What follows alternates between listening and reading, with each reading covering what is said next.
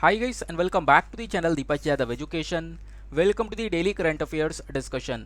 तो गाइज आज की तारीख से जितने भी मोस्ट इंपॉर्टेंट करंट अफेयर्स बनेंगे उन सभी करंट अफेयर्स को हम यहाँ पर डिटेल से डिस्कस करेंगे। यह वीडियो यूपीएससी और स्टेट पीएससी के पॉइंट ऑफ व्यू से बहुत ज़्यादा इंपॉर्टेंट होता है। तो चलो शुभ आरंभ करते हैं। बट आगे बढ़ने से पहले अगर आप लोगों को इस लेक्चर का पीडीएफ चाहिए तो क्या करना है, सबसे पहले डाउनलोड करना है टेलीग्राम, देन उसके बाद जाके सर्च बॉक्स में टाइप करना Deepak Yadav education. As you can see guys आप लोग को ये वाला चैनल मिल जाएगा, यहाँ से आप लोग इस लेक्चर के पीडीएफ को डाउनलोड कर सकते हो। साथ ही साथ में अगर आप लोग मेरे साथ में इंस्टाग्राम पे कनेक्ट करना चाहते हो तो उसके लिए क्या करना है, आपको इंस्टाग्राम पर जाना है, ऑब्वियसली सर्च बॉक्स में टाइप करना है दीपक यादव एजुकेशन, आपको मेरा प्रोफाइल मिलेगा। वहाँ पर 10,000 से ज़्यादा ऑलरेडी लोग जुड़ चुके हैं, आप भी जाकर वहाँ पे मेरे साथ में जुड़ सकते हो। स्टार्ट करेंगे सेशन को। आज का सेशन जितना ही इंटरेस्टिंग है उतना ही ज़्यादा इंपॉर्टेंट होने वाला है। ऐसा क्यों? क्योंकि जितने भी आर्टिकल्स मैं यहाँ पर डिस्कस करूँगा उनके साथ साथ मैं आपको प्रीवियस ईयर क्वेश्चंस का एनालिसिस भी दिखाऊंगा कि कैसे कैसे सवाल पूछे गए हैं। आपको सिलेबस के बारे में पता चलता रहेगा, आप अपने यूपीएससी के पैटर्न के अकॉर्डिंग चल रहे होंगे ताकि आपका टाइम बिल्कुल भी वेस्ट ना हो। इस चैनल के ऊपर रोज़ाना के बेसिस पर 2 वीडियोस अपलोड हो रहे हैं। एक आपको मॉर्निंग में द हिंदू का वीडियो देखने को मिलता है जो कि यहाँ पर द हिंदू के साथ साथ कुछ इंपॉर्टेंट क्वेश्चंस को भी कवर करता है। फिर उसके बाद रोज़ाना शाम को करंट अफेयर का वीडियो देखने को मिलता है जो कि आप इस समय पर देख रहे हो। इस वीडियो के अंदर मैं द हिंदू के अलावा जो Indian Express, down to earth हो गए, इंपॉर्टेंट सोर्सेज को कवर करता हूँ ताकि आपका कोई भी करंट अफेयर किसी भी सोर्सेज से ना छूटे। चलो फिर स्टार्ट करते हैं आज के पहले आर्टिकल को जिसके बारे में चर्चा की जा रही है। ये क्या है? यहाँ पे बात ये की जा रही है कि देखो इंडिया ने प्रोग्रेस किया है इन टैकलिंग आईएमआर, एमएमआर और माल न्यूट्रिशन। इसका मतलब क्या है? आईएमआर का मतलब होता है इन्फेंट मोर्टिलिटी रेशियो, एमएमआर का मतलब होता है मैटरनल मोर्टिलिटी रेशियो, माल न्यूट्रिशन का मतलब होता है कुपोषण, आपको पता है। तो होता क्या है ये रेशियो, आगे मैं आपको इसके बारे में डिटेल से समझाऊंगा भी। तो इंडिया ने अभी इन तीनों ही केसेस के अंदर धीरे धीरे प्रोग्रेस हासिल किया है क्योंकि इन तीनों ही केसेस के अंदर भारत के अंदर एक इम्प्रूवमेंट नजर आया है। तो वो इम्प्रूवमेंट क्या है उसको समझने की कोशिश करेंगे। अब पहले जानेंगे कि आखिरकार यहाँ पर हमारे पास में न्यूज़ क्या निकल कर आती है। न्यूज़ ये निकल कर आती है कि रिसेंटली एक डेटा है जिसको रजिस्ट्रार जनरल ऑफ इंडिया ने रिप्रेजेंट किया। इस डेटा के अंदर हम लोगों ने ये देखा कि इंडिया के अंदर मैटरनल और इन्फेंट मोर्टिलिटी रेट जो है ना 2005 से पहले बहुत खराब हुआ करता था, लेकिन अब 2005 के बाद ये रेट काफ़ी हद तक इम्प्रूव हो चुका है, वो बात यहाँ पर बताई जा रही है। अब फर्स्ट ऑफ ऑल डिस्कस करते हैं ये मैटरनल मोर्टिलिटी रेट होता क्या है। देखो मैटरनल मोर्टिलिटी रेट का मतलब है कि मान लो यहाँ पर एक माँ है जो कि बच्चे को जन्म दे रही है। अब बच्चे को जन्म देते वक्त उस माँ की मृत्यु हो जाना, और 1 लाख में से कितने केसेस निकल कर आते हैं वो बेसिकली यहाँ पर यह मैटरनल मोर्टिलिटी रेट कहलाता है। ऐसी आपको ये इन्फेंट मोर्टिलिटी रेट देखने को मिलता है, यानी कि बच्चे ने जन्म लिया, जन्म लेते यहाँ पे बच्चे की मृत्यु हो जाना या 5 साल से अंडर यहाँ पे बच्चे की मृत्यु हो जाना, वो कहलाता है इन्फेंट मोर्टिलिटी रेट। ठीक है ना? तो आप देखोगे कि मैटरनल मोर्टिलिटी रेट 2005 से पहले बहुत ज़्यादा था। उस समय पर बहुत ज़्यादा माँओं की मृत्यु हुआ करती थी जब वो बच्चे को जन्म दिया करती थी, और इन्फेंट मोर्टिलिटी रेट भी 2005 से पहले बहुत ज़्यादा था, यानी कि उस समय पर भी जो बच्चे हैं जिनकी 5 साल से कम उम्र है उनकी मृत्यु बहुत ज़्यादा हुआ करती थी। तो अब सिचुएशन धीरे धीरे इंप्रूव हुई है। कितनी इंप्रूव हुई है आओ इसको यहाँ पर डिस्कस करेंगे।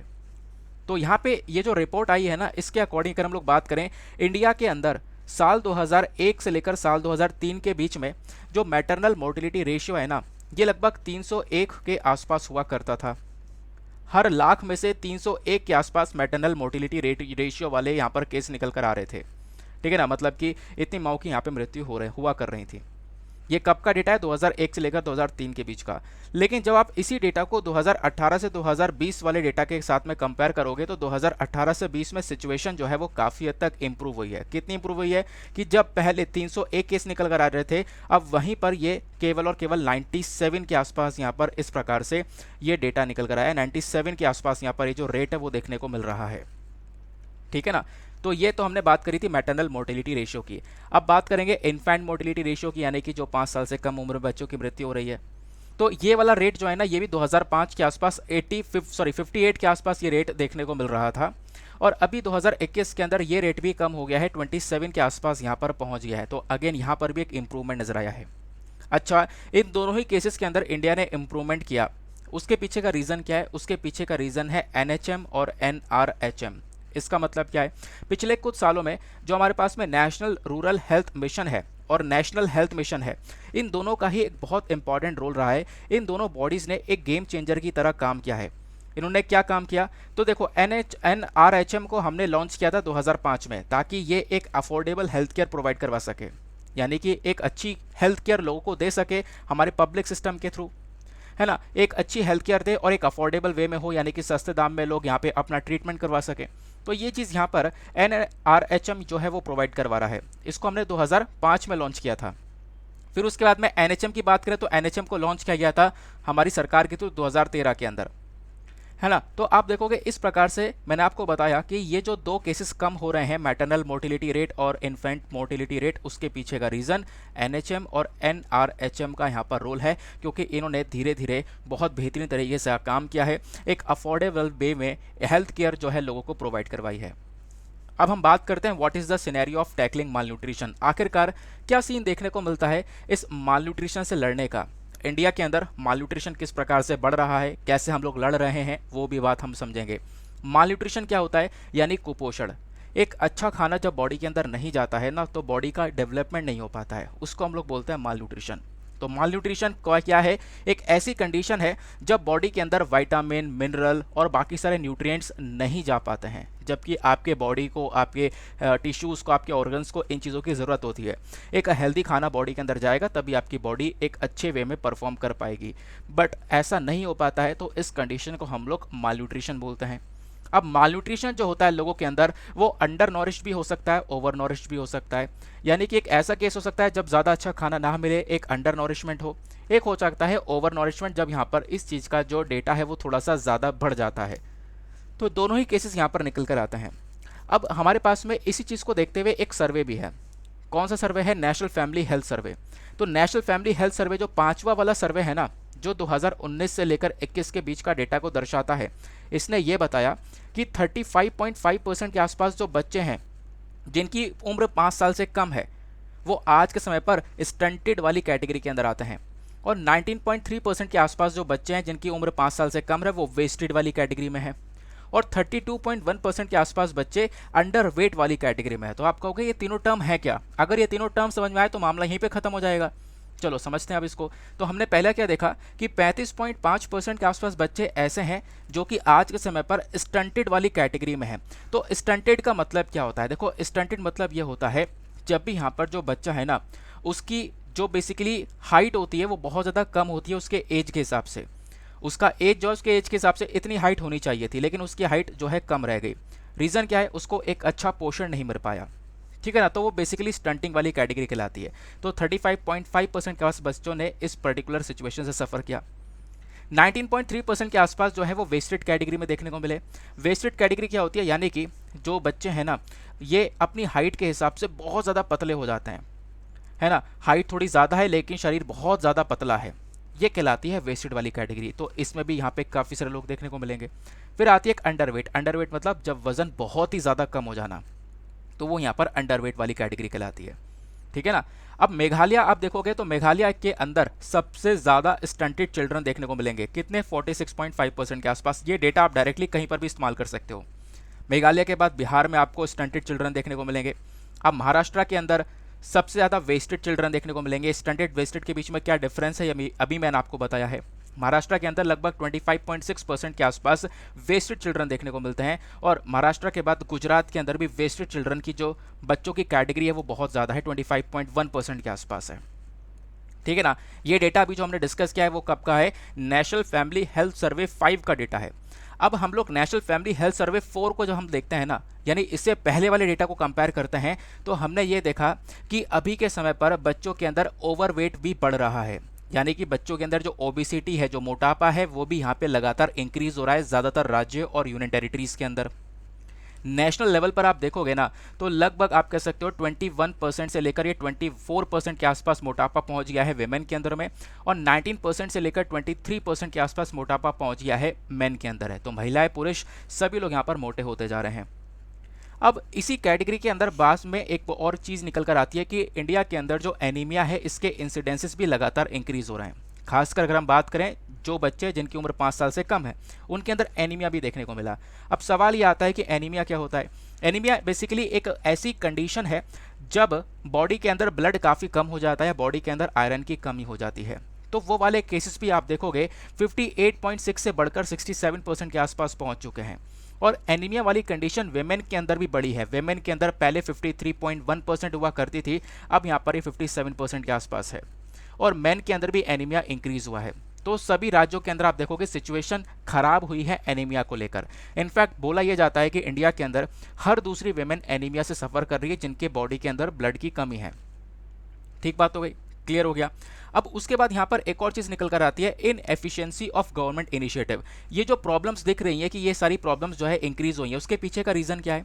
रीज़न यहाँ पर यह है कि जो भी हमारे सरकारी इनिशिएटिव थे जिन्होंने कोशिश करी कि हम भारत के अंदर से माल न्यूट्रिशन को ख़त्म कर सकें या चाइल्ड स्टंटिंग, चाइल्ड वेस्टिंग को हम लोग रोक सकें, उसके लिए अलग अलग कदम उठाए गए, पोषण अभियान चलाया गया। तो ये जो इनिशिएटिव चलाए गए ना, इन्होंने भी अच्छा सा परफॉर्मेंस दिया नहीं है, ऐसा यहाँ पर बताया गया। उससे भी इंपॉर्टेंट चीज़ यह है कि अगर हम बात करें यहाँ पे जो लोकल लेवल का रोल होता है, लोकल लेवल का मतलब जो पंचायत का रोल होता है, कम्युनिटीज़ का रोल होता है, वो बहुत ज़्यादा कम देखने को मिला। इनका रोल थोड़ा बढ़ाने की आवश्यकता है, ऐसा यहाँ पर ये रिपोर्ट बताती है, क्योंकि इनका रोल अगर कम हो जाएगा तो लोअर लेवल पर, लोकल लेवल पर डेवलपमेंट नहीं हो पाएगा। और अगर आप इनको इंक्लूड नहीं करोगे, आप पावर को डिसेंट्रलाइज नहीं करोगे, इनके पास तक पावर्स नहीं पहुँचाओगे, तो ऑब्वियस सी बात है लोअर लेवल पर कोई डेवलपमेंट इतना प्रॉपर हो नहीं पाएगा। फिर उसके बाद कुछ और इश्यूज भी यहाँ पर नजर आते हैं, वो है गरीबी। देखो, पॉवर्टी अपने आप में एक बहुत बड़ी प्रॉब्लम है। उसके बाद अंडर न्यूट्रिशन, और ये प्रॉब्लम्स और बहुत ज़्यादा निकल कर आ रही हैं। गरीबी के चक्कर में अंडर न्यूट्रिशन हो रहा है, यानी कि अच्छा खाना मिल नहीं पा रहा है। अब अच्छा खाना मिल नहीं पा रहा है तो बॉडी का वर्क कैपेसिटी बढ़ नहीं रहा है। वर्क कैपेसिटी नहीं बढ़ रहा है तो पैसा जो है इंसान कम कमा रहा है।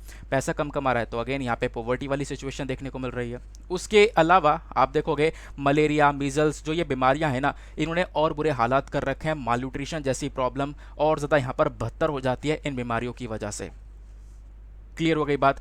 उसके बाद एक और इंपॉर्टेंट चीज़ आती है कि हम लोग यहाँ पर एक चीज़ के ऊपर बिल्कुल फोकस नहीं कर रहे हैं, वो है हिडन हंगर।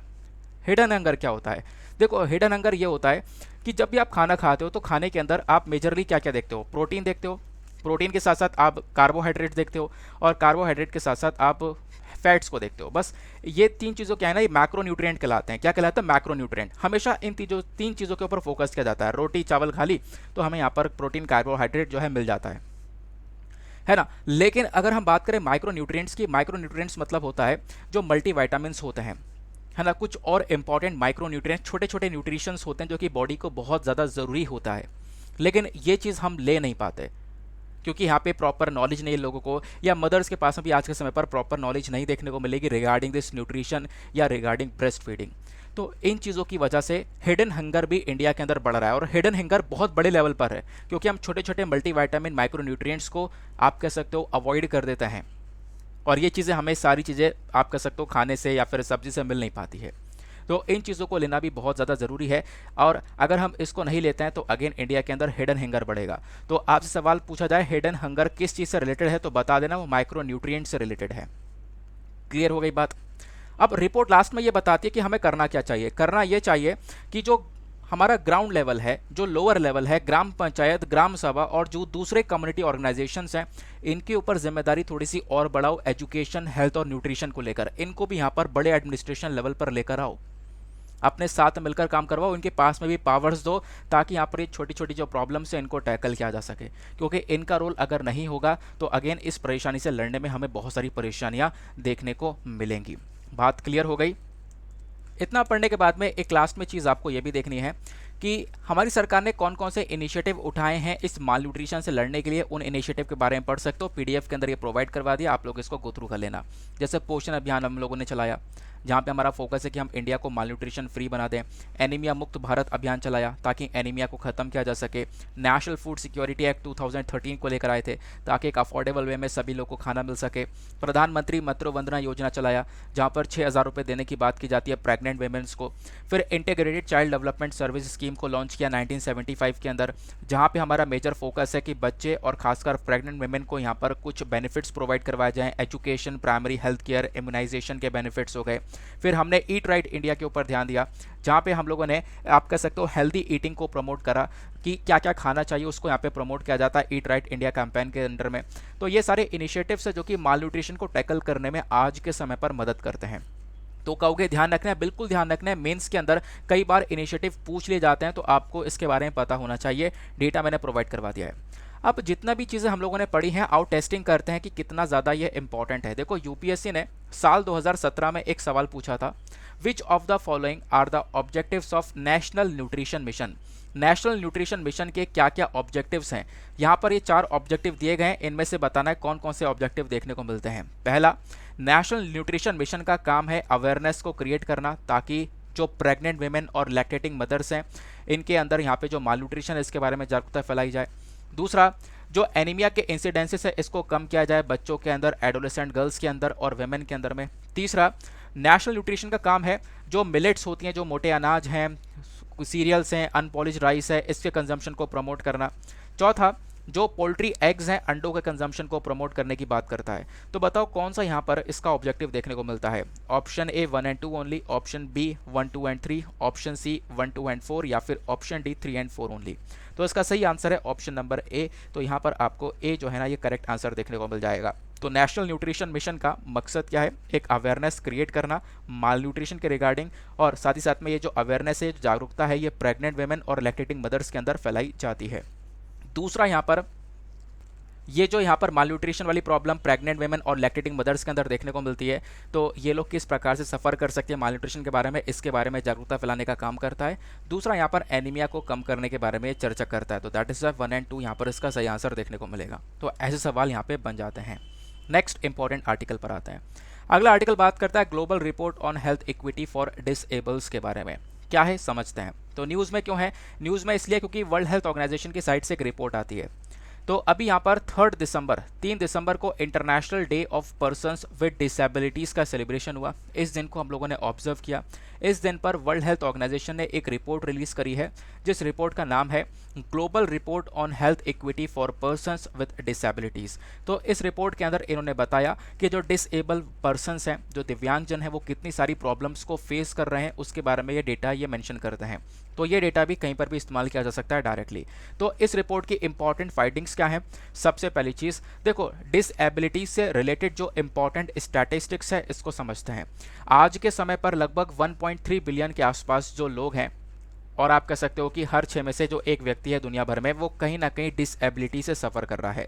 और इस प्रॉब्लम की वजह से आप देखोगे अब होता क्या है ना, कि कई बार हम ये देखते हैं कि इनको प्रॉपरली हेल्थ केयर नहीं मिल पाता, या अगर हेल्थ केयर मिल भी रहा है तो आप कह सकते हो कि उसमें काफ़ी बार डिस्क्रिमिनेशन हो जाता है, तो दिव्यांगजन को प्रॉपर सपोर्ट नहीं मिल पाता है। वो प्रॉब्लम भी निकल कर आती है, जिसकी वजह से इनकी मृत्यु भी बहुत पहले हो जाती है। अगर आप देखो कि मान लो एक व्यक्ति है जो कि मतलब डिसेबल नहीं है ना, वो बिना डिसेबिलिटी का है, तो वो थोड़ा ज़्यादा जी रहा है as compare to the disable person, ऐसा भी यहाँ पर इस रिपोर्ट ने बताया।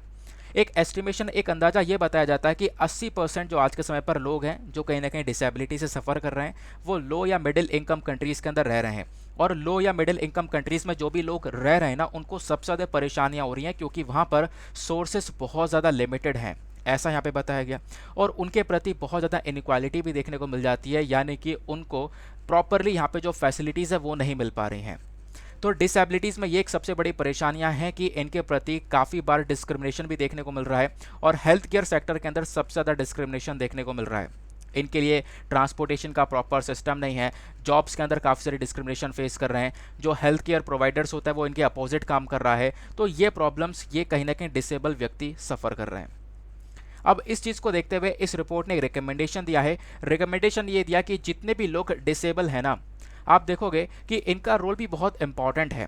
अब इनके प्रति जो मेडिकल फील्ड में डिस्क्रिमिनेशन हो रहा है, हमें इसको ख़त्म करना होगा, क्योंकि ये जो आप भेदभाव कर रहे हो, कहीं कहीं पर भेदभाव जो देखने को मिलता है इन लोगों के प्रति, इससे यहाँ पर इनका जो देखो, पहले तो ऑब्वियसली ज़िंदगी में और पहले इन चीज़ों से परेशान है, उसके बाद में जो मेंटल हेल्थ है वो वाली प्रॉब्लम्स यहाँ पर देखने को मिलती है। इनकी हेल्थ जो है ना, हेल्थ जो है उसको प्रायोरिटी के ऊपर रखना होगा, हमें हेल्थ इक्विटी के ऊपर फोकस करना होगा, क्योंकि हम लोग बात करते हैं यूनिवर्सल हेल्थ कवरेज की।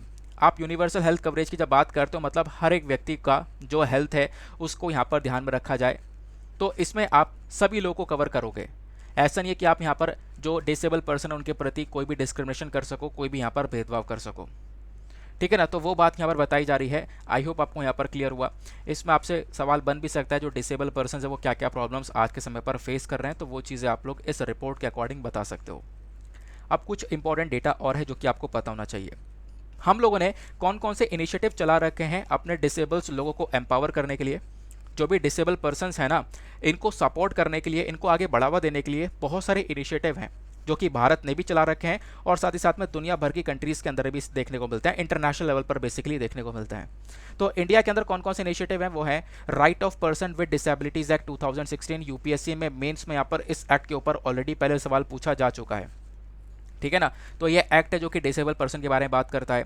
फिर उसके बाद में यूनिक डिसेबिलिटी आइडेंटिफिकेशन पोर्टल देखने को मिल जाएगा, एक्सेसिबल इंडिया कैंपेन हो गया, दीनदयाल डिसेबल रिहैबिलिटेशन स्कीम हो गया, assistance to disable person for purchasing fitting of aids and appliances, national fellowship for students with disabilities, है ना। तो ये यहाँ पर सारे के सारे इनिशिएटिव इंडिया के अंदर स्टार्ट किए गए हैं, इंडिया के अंदर चलाते हैं ताकि डिसेबल पर्सन्स को सपोर्ट किया जा सके।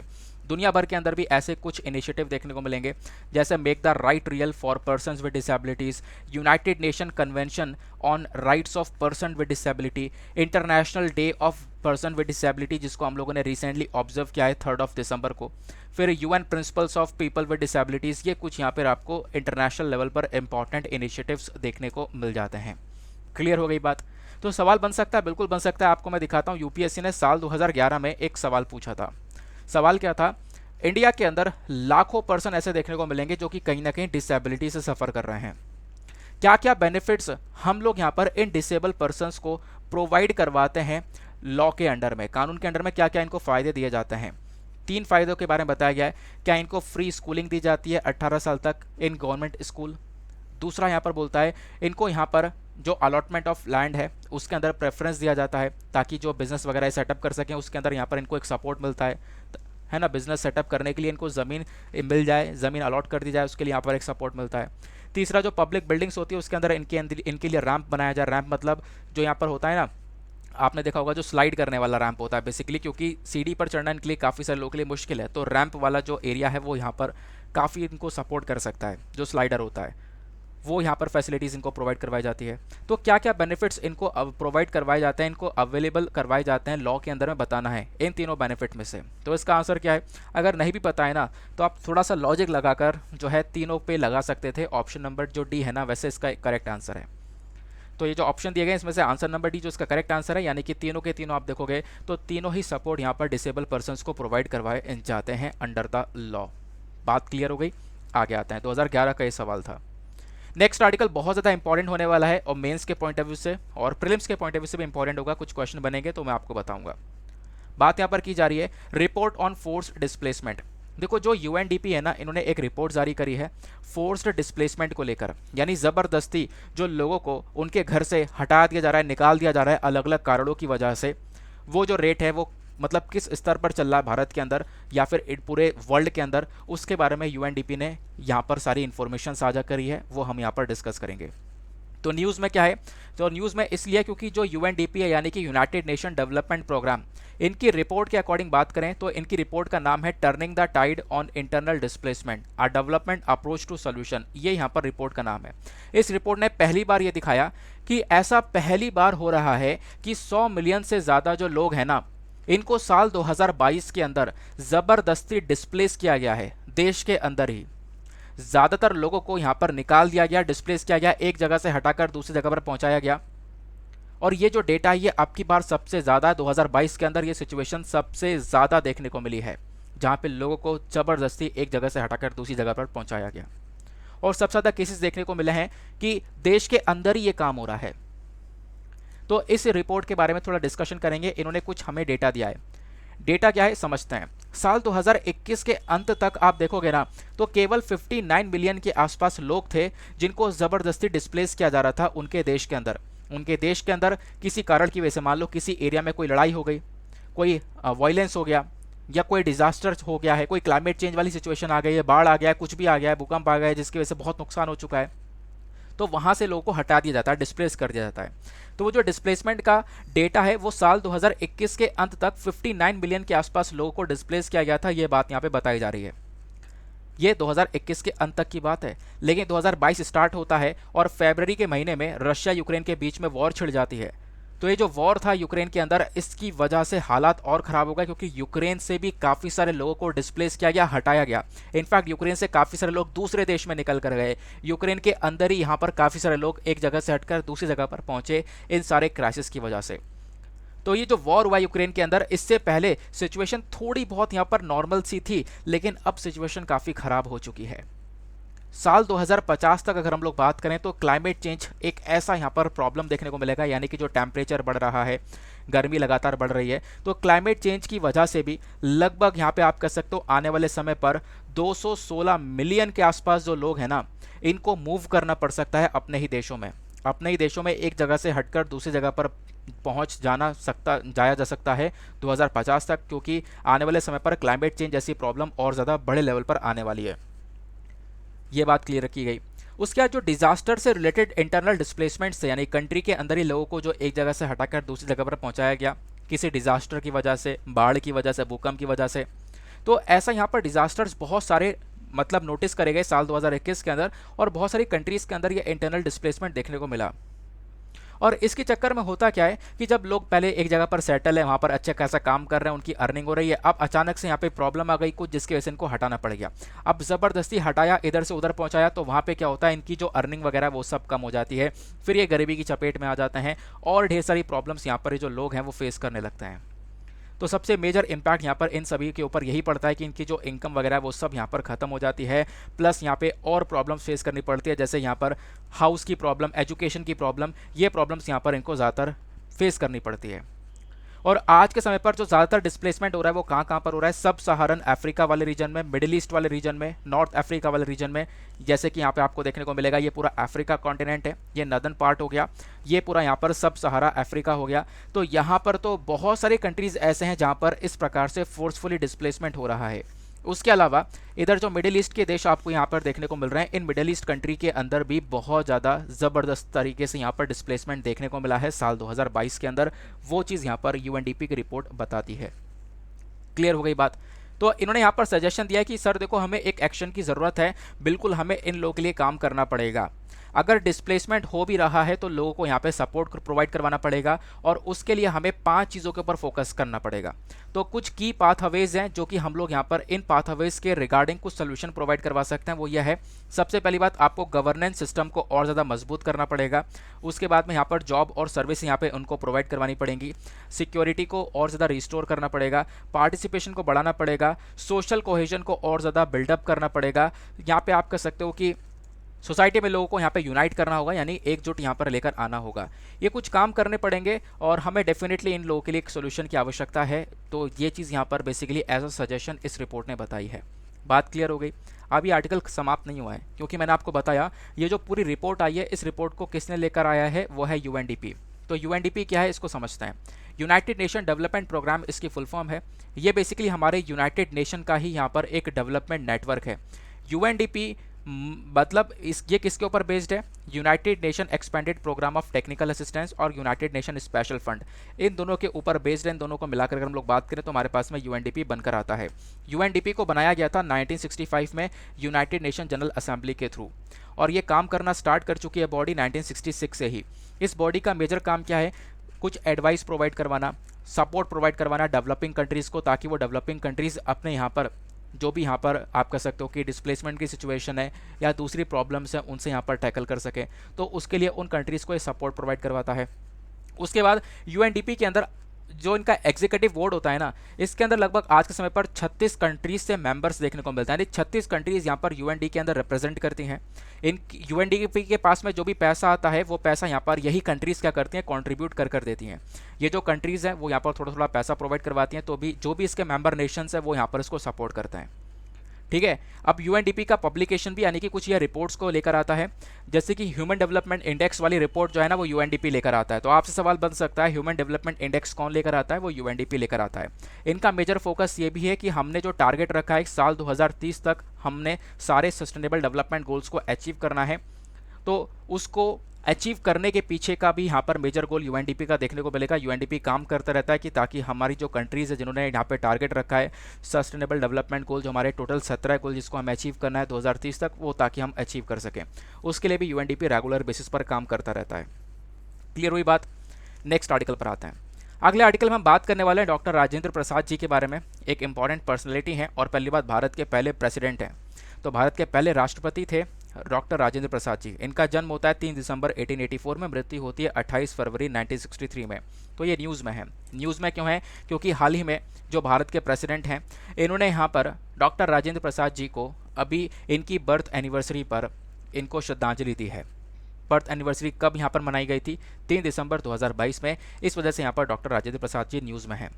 इनके बारे में कुछ इंपॉर्टेंट चीज़ें मैं आपको बताने वाला हूं, क्योंकि ऐसे सवाल डायरेक्टली बनते हैं। आपको पता होगा बी आर अम्बेडकर जी को लेकर, गांधी जी को लेकर ऐसे कई सवाल बने हुए हैं, तो हिस्ट्री का टॉपिक भी आप इसको कह सकते हो। तो डॉक्टर राजेंद्र प्रसाद जी कौन थे? इनका जन्म हुआ था कहाँ पर? इनका जन्म हुआ था बिहार के अंदर ज़ेरदई सिवा में, और 3 दिसंबर 1884 की तारीख थी, मैंने आपको बता दिया है। एजुकेशन की बात करें तो इन्होंने यहाँ पर कैलकाटा प्रेसिडेंसी कॉलेज को ज्वाइन किया था 1902 में। 1915 में यहाँ पर ये जो मास्टर्स लॉ का मतलब लॉ में जो मास्टर्स होता है ना, उसके एग्जामिनेशन में अपीयर हुए। वो एग्जामिनेशन यहाँ पर दिया, और एग्जामिनेशन यहाँ पर देने के बाद में आप कह सकते हो लॉ में काफ़ी कुछ इन्होंने हासिल किया। इनफैक्ट एग्जामिनेशन को इन्होंने पास किया, गोल्ड मेडल हासिल किया। फिर 1916 में यहाँ पर इन्होंने अपना लीगल करियर यानी लॉ के जो फील्ड है इसमें यहाँ पर अपना करियर स्टार्ट किया पटना हाई कोर्ट के अंदर। फिर इन्होंने यहाँ पर अपना डॉक्टरेट पूरा किया इलाहाबाद यूनिवर्सिटी से 1937 में। इनका रोल यहाँ पर हमारा फ्रीडम के अंदर एक बहुत बड़ा है। ये तो मैंने आपको बताया 1960 तक क्या कहानी रही, कैसे कैसे इन्होंने यहाँ पर पढ़ाई पूरी करी और यहाँ पर कैसे कैसे लॉ की फील्ड में इन्होंने क्या क्या अचीव किया। देश की आज़ादी से पहले का ये काम है। अब देश की आज़ादी में इनका एक बहुत बड़ा रोल देखने को मिलेगा। देश की आज़ादी के लिए इन्होंने भी बहुत ज़्यादा लड़ाई करी है। इनका एक एसोसिएशन देखने को मिला गांधी जी के साथ में। गांधी जी का यहाँ पर जो मिशन थे, बहुत सारे मिशन, उसमें यहाँ पर डॉक्टर राजेंद्र प्रसाद जी का सपोर्ट भी था। इनफैक्ट जो यहाँ पर आप देखोगे ना, गांधी जी का जो मिशन था चंपारण डिस्ट्रिक्ट के अंदर में, वहाँ पर लोगों की प्रॉब्लम को सॉल्व करने के लिए ये यहाँ पे डॉक्टर राजेंद्र प्रसाद जी को बुलाते हुए भी हैं, और डॉक्टर राजेंद्र प्रसाद जी यहाँ पर गांधी जी के पास जाते हैं, और गांधी जी का एक इन्फ्लुएंस यहाँ पर लोगों के अंदर देखने को मिलता है, और काफ़ी सारे लोग डॉक्टर राजेंद्र प्रसाद जी के साथ में जाते भी हैं। अब चंपारण सत्याग्रह की बात करते हैं, जो चंपारण डिस्ट्रिक्ट है बिहार के अंदर, वहाँ की बात कर रहे हैं। जब चंपारण सत्याग्रह की बात होती है तो चंपारण सत्याग्रह की वजह से ही गांधी जी और साथ ही साथ में डॉक्टर राजेंद्र प्रसाद जी साथ में आते हैं, यानी कि और ज़्यादा क्लोज आते हैं, आपस में मिलते हैं। ठीक है ना? तो ये सत्याग्रह महात्मा गांधी जी और इनको साथ में लेकर आता है। फिर रॉलेट एक्ट 1918 हो गया, फिर जलियांवाला बाग मैसेकर हो गया 1990 वाला। इन्होंने जो ये कांड हुआ ना, इनकी वजह से जो राजेंद्र प्रसाद जी है वो गांधी जी के और करीब गए, उनसे और ज़्यादा बातचीत होने लगी। फिर उसके बाद में नॉन कोऑपरेशन जो मूवमेंट आया था, तो यहाँ पे आप देख पाओगे डॉक्टर राजेंद्र प्रसाद जी का एक काफ़ी बड़ा सपोर्ट था। इनफैक्ट गांधी जी के इस नॉन कोऑपरेशन मूवमेंट का हिस्सा बने डॉक्टर राजेंद्र प्रसाद जी। फिर उसके बाद में क्या हुआ, जो इन्होंने लॉ की पढ़ाई करी थी वो सब यहाँ पर छोड़ दी। लॉ की प्रैक्टिस कर रहे थे वो यहाँ पर छोड़ दिया। बाद में उन्होंने खुद का नेशनल कॉलेज स्टार्ट किया नियर पटना बिहार के अंदर 1921 के आसपास। फिर सॉल्ट सत्याग्रह की जब बात आती है तो मार्च 1930 की बात है, 1930 की बात है, गांधी जी ने सॉल्ट सत्याग्रह को लॉन्च किया। डॉक्टर राजेंद्र प्रसाद जी के गाइडेंस में यहाँ पर क्या हुआ, जो सॉल्ट सत्याग्रह है इसको लॉन्च किया गया बिहार के नाकास पौंड में। जो नाकास पौंड था यहाँ पर आप कह सकते हो कि ये सत्याग्रह को लॉन्च किया गया। अब उसके बाद क्या होता है, बहुत सारे जो वॉलंटियर्स हैं, जो स्वयं सेवक हैं, इन लोगों को अरेस्ट किया गया। क्यों? क्योंकि यहाँ पर ये लोग नमक को बना रहे थे। ऐसे नमक बनाना अलाउ नहीं था, तो लेकिन यहाँ पर ये सब नमक को बना रहे थे, और ऐसे बहुत सारे वॉलंटियर साथ में आते रहे। इनका सपोर्ट देखने को मिला डॉक्टर राजेंद्र प्रसाद जी के प्रति, गांधी जी के प्रति, है ना। ऐसा यहाँ पर देखने को मिलेगा लगातार। अब होता यहाँ पर यह है कि हमारे डॉक्टर राजेंद्र प्रसाद जी ने भी ये काम किया, जो इन्होंने सॉल्ट है, जो नमक है, वो बनाया, और उसके बाद में यहाँ पर इन्होंने इस सॉल्ट को बनाने के बाद में वो सॉल्ट बेचा। बेचने के बाद में ढेर सारा पैसा इकट्ठा किया, जिसकी वजह से इनको यहाँ पे कई महीने के लिए अरेस्ट कर लिया गया था, क्योंकि सॉल्ट बनाना, नमक बनाना यहाँ पर अलाउ नहीं था। उस समय की सरकार के काफ़ी सारे रूल्स एंड रेगुलेशंस थे, और भी यहाँ पर चीज़ें थी जिसको यहाँ पर आप कह सकते हो, जिसको तोड़ने की बात यहाँ पर की गई थी इस सॉल्ट सत्याग्रह के तहत। बट हुआ यहाँ पर यह, जब इन्होंने ये कोशिश करी तो इनको अरेस्ट कर लिया गया 6 महीने के लिए। फिर उसके बाद में डॉक्टर राजेंद्र प्रसाद जी और साथ ही साथ में इंडियन नेशनल कांग्रेस का भी एक बहुत बड़ा कनेक्शन देखने को मिला। देखो इन्होंने यहाँ पे क्या किया, इंडियन नेशनल कांग्रेस को ही ज्वाइन कर लिया था 1911 के अंदर में, जब एक एनुअल सेशन चल रहा था कैलकाटा में, तभी इन्होंने यहाँ पर इसको ज्वाइन किया। साथ ही साथ में जो बॉम्बे सेशंस था इसको यहाँ पर इन्होंने यहाँ पर लीड किया 1934 के अंदर में। फिर जैसे सुभाष चंद्र बोस जी ने रिज़ाइन कर दिया था, आपको पता होगा सुभाष चंद्र बोस जी जब कांग्रेस के प्रेसिडेंट थे तो अप्रैल 1930 में ये रिज़ाइन कर देते हैं। तो रिज़ाइन करने के बाद में आप कह सकते हो डॉक्टर राजेंद्र प्रसाद जी को यहाँ पर इलेक्ट किया गया as a president for the second time. फिर 1946 के अंदर इन्होंने जो इंटरिम गवर्नमेंट थी पंडित जवाहरलाल नेहरू जी की, उसको यहाँ पे ज्वाइन किया। फिर उसके बाद में minister of food and agriculture की तरह इन्होंने ज्वाइन किया था, जहां पर इन्होंने स्लोगन दिया ग्रो मोर फूड। तो आपसे सवाल बने स्लोगन किसका है, ग्रो मोर फूड यानी ज़्यादा खाना उगाने का जो स्लोगन है ये किसका है, तो यहाँ पे डॉक्टर राजेंद्र प्रसाद जी का है। फिर डॉक्टर राजेंद्र प्रसाद जी और कॉन्स्टिट्यूएंट असेंबली का भी कनेक्शन रहा, क्योंकि आपको पता होगा देश आज़ाद होता है 1947 में, लेकिन उसके बाद 3 साल लगे संविधान बनने में, और उस संविधान को बनाने के लिए यहाँ पर पूरी की पूरी कॉन्स्टिट्यूएंट असेंबली आपको देखने को मिलती है। तो जुलाई 1946 की बात है जब कॉन्स्टिट्यूएंट असेंबली को बनाया गया था ताकि हमारा संविधान तैयार किया जा सके, तब भी यहाँ पर इनको वहाँ पे प्रेसिडेंट सेलेक्ट करा गया था, ठीक है ना। तो जो कॉन्स्टिट्यूएंट असेंबली की कमेटी है under the chairmanship of doctor Rajendra Prasad ji, इन्होंने यहाँ पर आप कह सकते हो मतलब कि बहुत सारी कमिटीज़ ऐसी थी जिनको इन्होंने यहाँ पर चेयर किया, उसकी चेयरमैनशिप डॉक्टर राजेंद्र प्रसाद जी के पास में आई थी। वो कमिटीज़ के नाम ध्यान रखना, सवाल बन जाते हैं, क्योंकि आपको पता होगा B.R. अम्बेडकर जी ने जो भी पार्टीज़ को एस्टेब्लिश किया था उस पार्टी को लेकर क्वेश्चन बन गया था। तो जो यहाँ पे डॉक्टर प्रसाद जी हैं, इन्होंने कौन कौन सी कमेटी की चेयरमैनशिप को संभाला, ad hoc committee on the national flag हो गया, committee on the rules of procedure हो गया, फाइनेंस एंड स्टाफ कमेटी हो गया, स्टीयरिंग कमेटी हो गया, ये कुछ कमिटीज़ थी जिनके यहाँ पर इनको चेयरमैनशिप मिलती है। फिर लगभग 2-2.5 साल बाद देश जब आज़ाद होता है 26 जनवरी 1950 में, मतलब देश तो 1947 में आज़ाद हो गया, उसके कुछ टाइम बाद 2.5 साल बाद हमारा संविधान जब पूरा तैयार हो जाता है, संविधान को साइन करा जाता है, तो उस समय पर भारत के जो पहले राष्ट्रपति बनते हैं वो हमारे डॉक्टर राजेंद्र प्रसाद जी बनते हैं। अब 1962 तक आप देखोगे क्या होता है कि लगभग ये इन्होंने परफॉर्म किया 1950 से लेकर 1962 तक, 12 साल तक ये प्रेसिडेंट के पद पर रहे। फिर उसके बाद में यहाँ पर ये रिटायर हो गए, और रिटायरमेंट के बाद में इनको भारत रत्न से सम्मानित किया गया, भारत रत्न जो कि हमारे देश का एक हाईएस्ट सिविलियन अवार्ड है। और फिर साथ में इन्होंने क्या किया, बड़ी सारी किताबें लिखी और उसमें काफ़ी सारी इंपॉर्टेंट चीज़ों के बारे में मेंशन किया, जैसे सत्याग्रह एट चंपारण ये लिखा, इंडिया डिवाइडेड लिखा, तो उसका ऑटोबायोग्राफी आत्मकथा लिखी, महात्मा गांधी एंड बिहार, फिर उसके बाद में बापू के कदमों में, इस प्रकार से कुछ इंपॉर्टेंट यहाँ पर बुक्स जो हैं इनके थ्रू लिखी जाती हैं। इनके बारे में भी ध्यान में रख सकते हो, पूछ लिया जाता है कभी कभी। डेथ की बात करें तो डॉक्टर राजेंद्र प्रसाद जी का जो कुछ आखिरी समय था, यानी कि लास्ट जो महीने थे यहाँ पर आप देखोगे, वो टाइम इन्होंने यहाँ पर जो सदाकत आश्रम था पटना के अंदर वहाँ पे गुजारा, और लास्ट में इनकी मृत्यु होती है 28 फरवरी 1963 के अंदर में। तो बात क्लियर हो गई, आई होप आपको यहाँ पर ये सारा डेटा समझ में आ चुका है। नेक्स्ट इंपॉर्टेंट आर्टिकल पर आते हैं। अगला आर्टिकल बात करता है इंडो फ्रांस पार्टनरशिप और काजीरंगा के बारे में। बहुत इंपॉर्टेंट आर्टिकल है। देखो, इंडिया और फ्रांस मिलकर ना काजीरंगा नेशनल पार्क को लेकर काम करने की बात कर रहे हैं। न्यूज़ में क्या है, तो इंडिया फ्रांस ने मिलकर काजीरंगा प्रोजेक्ट को लेकर कोलैबोरेट किया है। तो जो फ्रांस की यहाँ पर आप एक कमेटी देख सकते हो ना, इन्होंने यहाँ पर कुछ फंड इकट्ठा किया है। ये फंड यहाँ पे प्रोवाइड करवाया जाएगा ताकि काजीरंगा नेशनल पार्क के अंदर एक डेवलपमेंट किया जा सके। काजीरंगा प्रोजेक्ट हम लोग यहाँ पे बना रहे हैं जिसमें फ्रांस का एक सपोर्ट मिल रहा है, जिस वजह से काजीरंगा नेशनल पार्क न्यूज़ में है। तो आपको काजीरंगा नेशनल पार्क के बारे में एक एक इंपॉर्टेंट बातें पता होनी चाहिए, कभी भी यहाँ पर सवाल आपसे बन जाएगा। तो काजीरंगा नेशनल पार्क की पहले हम लोकेशन के बारे में बात करेंगे। तो ये कहाँ पे लोकेटेड है, ये आपको असम में देखने को मिलेगा, और साथ ही साथ में इसने कितना एरिया कवर किया है, 42,996 हेक्टेयर में आपको ये काजीरंगा नेशनल पार्क फैला हुआ देखने को मिलेगा। और उसके बाद में ये कहाँ पर स्थित है, तो मैंने आपको बता दिया असम के अंदर स्थित है। ये आपसे पूछा जाता है डायरेक्टली, कभी कभी क्वेश्चन मैचिंग के लिए आ जाता है कि हाँ ये नेशनल पार्क कहाँ पर स्थित है। लीगल स्टेटस की बात करें तो इसको एक नेशनल पार्क डिक्लेयर किया गया था 1974 में। फिर इसको एक टाइगर रिजर्व डिक्लेयर किया गया है साल 2007 में। फिर आप देखोगे जो टाइगर रिजर्व आपको देखने को मिलेगा, और उसके साथ साथ एक नेशनल पार्क भी देखने को मिलेगा, और उसके साथ साथ इसको कुछ इंटरनेशनल स्टेटस दिए गए। इसको यूनेस्को वर्ल्ड हेरिटेज साइट का टैग दिया गया था 1985 में। साथ ही साथ में इसको एक इंपॉर्टेंट बर्ड एरिया भी डिक्लेयर कर दिया गया है बर्ड लाइफ इंटरनेशनल के थ्रू, तो ये भी ध्यान रखना है। उसके बाद काजीरंगा नेशनल पार्क के अंदर अलग अलग प्रकार के आपको जानवर और पेड़ पौधे देखने को मिलते हैं। दुनिया का जो सबसे ज़्यादा वन हॉर्न राइनो यानी कि एक सींग वाला जो गैंडा है ना, वो सबसे ज़्यादा काजीरंगा नेशनल पार्क के अंदर ही पाया जाता है। उसके बाद पोबीतोरा वाइल्ड लाइफ सेंचुरी में भी यहाँ पर ये वाले राइनोज देखने को मिलते हैं। और इन राइनोज के अलावा यहाँ पर आप कह सकते हो बड़ी बड़ी 4 प्रजातियाँ पाई जाती हैं जानवरों की, जैसे elephant, royal Bengal tiger, Asiatic water buffalo जैसे जानवर ही पाए जाते हैं, और राइनो तो पाया जाता ही है, ये मैं आपको बता चुका। काजीरंगा के अंदर बहुत सारी अलग अलग जानवरों के साथ साथ अलग अलग प्लांट्स की स्पीशीज़ भी पाई जाती हैं। तो ये यहाँ पर आपने ध्यान में रखना है काजीरंगा नेशनल पार्क के बारे में। तो ऐसे सवाल बन जाते हैं क्या? हाँ जी, बिल्कुल बन जाते हैं। आप देखोगे यूपीएससी ने साल 2013 में एक सवाल पूछा था। सवाल में क्या है, एक साइड नेशनल पार्क्स के नाम दिए गए, दूसरी साइड यहाँ पर जो जो नदियाँ इन नेशनल पार्क से बहती हैं उसके बारे में बताया। आपको यहाँ पर मैच करना है कि कौन कौन से पेयर ऊपर सही हैं।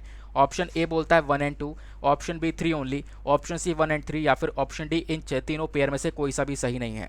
तो ऑप्शन डी इसका सही आंसर है। देखो, कॉर्बेट नेशनल पार्क में से क्या गंगा बहती है? नहीं। काजीरंगा नेशनल पार्क से मानस बहती है? नहीं। साइलेंट वैली नेशनल पार्क से कावेरी? नहीं। तो यहाँ पर ऑप्शन डी इसका सही आंसर है। इन तीनों मतलब नेशनल पार्क का कनेक्शन इन तीनों ही नदियों से नहीं देखने को मिलेगा, तो ये पेयर इनकरेक्ट हैं। तो ऐसे यहाँ पर कभी कभी लोकेशन के बेसिस पर पूछ ले जाते हैं, यानी कि काजीरंगा नेशनल पार्क के बारे में जो ये पूछा गया ना, इसके अगर यहाँ पे प्लेस पूछ लिया जाता कि असम में स्थित है, ये ऊपर यहाँ पे अलग अलग प्लेसेस के नाम दिए जाते, यहाँ से पेयर पूछा जा सकता है, तो ऐसे क्वेश्चन भी बन जाते हैं। तो यहाँ पे आप लोग देख पा रहे होंगे, तो इसके बारे में ध्यान में रखना, ठीक है ना। तो ये कुछ इंपॉर्टेंट आर्टिकल्स थे आज के हमारे, जिसको हमने डिटेल से डिस्कस किया है। कुछ प्रीवियस ईयर क्वेश्चन डिस्कस किए हैं। काफ़ी लेंदी सा वीडियो हो गया है, लेकिन कोई बात नहीं, काफ़ी कुछ था डिस्कस करने के लिए भी, है ना। अब थोड़ा सा यहाँ पे एक और आर्टिकल है, उसको भी हम कवर करेंगे। कहोगे एक और आर्टिकल है? हाँ बिल्कुल है, इसको भी कवर करना ज़रूरी है। तो यहाँ पे जो रिपोर्ट है, फूड एंड एग्रीकल्चर ऑर्गेनाइजेशन की एक रिपोर्ट आती है, future of food and agriculture करके। तो ये जो रिपोर्ट है इसके बारे में काफ़ी सारी इन्फॉर्मेशन है, डाउन टू अर्थ का आर्टिकल है। कल से मैं यहाँ पर सारे सोर्सेज भी लगा दिया करूँगा कि कहाँ कहाँ से आर्टिकल को उठाया गया है। तो न्यूज़ में क्यों है? न्यूज़ में इसलिए है क्योंकि हम फूड एंड एग्रीकल्चर ऑर्गेनाइजेशन की नई वाली रिपोर्ट के अकॉर्डिंग बात करें तो इसने ये बताया कि अगर हम लोगों ने अपने एग्रीकल्चर सिस्टम को चेंज नहीं किया तो आने वाले समय में खाने की कमी पड़ सकती है। ये बात यहाँ पर इस रिपोर्ट ने बताई है। अब इस रिपोर्ट की फाइंडिंग्स क्या है? इस रिपोर्ट ने ये बताया कि देखो, हम बहुत लंबे समय से एग्रीकल्चर सेक्टर के अंदर ग्रो कर रहे हैं, लेकिन अभी कुछ प्रॉब्लम्स भी फेस करने को मिल रही हैं, जैसे पॉवर्टी, इनइक्वालिटी, फिर उसके बाद में देश भर में एक इंस्टेबिलिटी हो गई, या फिर आप कह सकते हो कि क्लाइमेट चेंज जैसी प्रॉब्लम हो गई। ये कुछ बहुत बड़ी बड़ी प्रॉब्लम्स हैं, इनका मैनेजमेंट करना बहुत ज़्यादा ज़रूरी है। अगर हमने इनको प्रॉपरली मैनेज नहीं किया तो ये कहीं ना कहीं प्रॉब्लम्स आने वाले समय पर खाने के लिए खतरा बन सकती हैं। इंसान को खाना मिलना मुश्किल हो सकता है, क्योंकि इन प्रॉब्लम्स को टैकल करना बहुत ज़्यादा ज़रूरी है। तो फूड इनसिक्योरिटी के बारे में इस रिपोर्ट ने मेंशन किया। फूड इनसिक्योरिटी क्या होती है? जब यहाँ पे प्रॉपर लोगों को खाना मिल नहीं पाता है ना, एक वक्त मिल रहा है एक वक्त नहीं मिल रहा, तो वो जो हालात होते हैं वो फूड इनसिक्योरिटी वाले हालात होते हैं, ठीक है ना। तो इस चीज़ के ऊपर यहाँ पर एक चिंता व्यक्त करी है इस पर्टिकुलर रिपोर्ट ने। इस रिपोर्ट ने यह बताया कि साल 2050 तक आने वाले समय में 10 बिलियन से भी ज़्यादा लोग होंगे दुनिया भर के अंदर जिनको खाना खिलाना होगा, और ये अपने आप में एक बहुत बड़ा चैलेंज होने वाला है। और हमने अगर ये क्लाइमेट चेंज जैसी प्रॉब्लम को नहीं रोका तो आने वाले समय पर हमारा एग्रीकल्चर सिस्टम और ज़्यादा कमज़ोर हो जाएगा, है ना। क्योंकि क्लाइमेट चेंज की वजह से जो गर्मी बढ़ रही है उसमें ज़्यादा फसल टिक पाएँ, ऐसा हो नहीं सकता।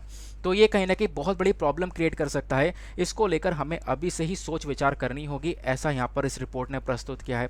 इन्होंने बोला कि देखो सर, हमारे पास में 17 सस्टेनेबल डेवलपमेंट गोल्स हैं जिनको हमें 2030 तक अचीव करना था। अभी हम 2022 के अंदर चल रहे हैं और इन गोल्स में से अभी एक भी गोल पूरा नहीं हो पाया है। जैसे 17 गोल जो है ना, इसमें नो पॉवर्टी, गरीबी खत्म करनी है, भुखमरी खत्म करनी है। तो भुखमरी को लेकर भी एक टॉपिक है जो गोल नंबर 2 है हमारा। तो ये कंट्रीज़ के 17 गोल हैं टोटल। तो इनको अचीव कर पाना अभी के समय पर, देखो हम लोग इसमें से कुछ भी अचीव नहीं कर पाए हैं, और आने वाले समय में 2030 तक इसको अचीव करने का टारगेट है। तो बहुत मुश्किल है इसको अचीव कर पाना अगर हम इसी पर्टिकुलर सिचुएशन में चलते रहेंगे। वो बात यहाँ पर ये रिपोर्ट बताती है। इन्होंने बोला हमें क्या करना चाहिए, गवर्नेंस को इम्प्रूव करो। आप कंज्यूमर जो कस्टमर्स हैं उनको यहाँ पे प्रॉपर्ली इन्फॉर्म करो हर चीज़ के बारे में। आपको यहाँ पर एक बेटर इनकम और वेल्थ डिस्ट्रीब्यूशन करना होगा, ताकि प्रॉपर लोगों की इनकम भी ज़्यादा हो और जो भी यहाँ पर कमाई हो रही है वो लोगों में अच्छे से डिस्ट्रीब्यूट हो जाए। ऐसा ना हो अमीर के पास में ज़्यादा पैसा धरा हुआ है और यहाँ पर और भी लोग हैं जिनके पास में पैसा बहुत कम है, ठीक है ना। तो ऐसा ही होता देखने को मिलता है। कुछ लोग हैं जिनके पास में पैसा बहुत सारा है, और कुछ गरीबी ऐसी है जो कि बहुत ही ज़्यादा खतरनाक लेवल पर कि यहाँ पर इंसान रो जाए देखकर। तो वो सिचुएशन यहाँ पर देखने को मिलती है। तो वेल्थ डिस्ट्रीब्यूशन भी होना बहुत ज़्यादा ज़रूरी है, प्लस नई नई टेक्नोलॉजीज़ आना, नए नए अप्रोचेस को लेकर आना, ये भी बहुत ज़्यादा ज़रूरी है, ताकि हम आने वाले समय पर इस फूड पर्टिकुलर इस सिचुएशन से हम लोग टैकल कर सकें। तो ये जो रिपोर्ट है कौन लेकर आया है? Food and agriculture organisation. तो आप सवाल बन सकता है FAO को लेकर कि हाँ यूपीएससी पहले सवाल पूछ चुका है, तो बन सकता है, ठीक है ना। तो FAO क्या है? तो FAO बेसिकली एक स्पेशलाइज एजेंसी है यूनाइटेड नेशन की, ठीक है ना। ये क्या काम करता है? दुनिया भर में हंगर जो भुखमरी है इसको रोकने का काम करता है। वर्ल्ड फूड डे जो है ना, हम लोग वर्ल्ड फूड डे को भी सेलिब्रेट करते हैं हर साल 16 अक्टूबर को। तो ये दिन भी इसलिए सेलिब्रेट किया जाता है क्योंकि इस दिन यहाँ पे क्या होता है कि फूड एंड एग्रीकल्चर ऑर्गेनाइजेशन को इसकी एनिवर्सरी भी मनाई जाती है, क्योंकि इसको हम लोगों ने 1945 में फाउंड किया था 16 अक्टूबर को, इस वजह से 16 अक्टूबर को वर्ल्ड फूड डे भी मनाते हैं। ठीक है ना। अब यहाँ पर ये जो पूरा का पूरा United Nation food aid organisation है, ये कहाँ पे इसका मतलब पूरा बेस देखने को मिलेगा, ये रोम यानी इटली के अंदर देखने को मिलेगा। इसकी कुछ और इंपॉर्टेंट बॉडीज़ हैं, जैसे वर्ल्ड फूड प्रोग्राम हो गए, उसके बाद में international fund for agriculture development हो गया। तो ये कुछ इंपॉर्टेंट बॉडीज़ हैं जो कि again food and agriculture organisation की भाई बहन कहलाती हैं। ठीक है ना। ये सारी की सारी बॉडीज़ बेसिकली फूड सिक्योरिटी को लेकर बात करती हैं। एक बात और ध्यान रखना जो कि बहुत रेलिवेंट है कि फूड एंड एग्रीकल्चर जो ऑर्गेनाइजेशन है ना, ये ढेर सारी रिपोर्ट्स को पब्लिश करता है, और ऐसे सवाल बहुत सारे बन जाते हैं कि हाँ कौन कौन सी रिपोर्ट्स को पब्लिश करता है।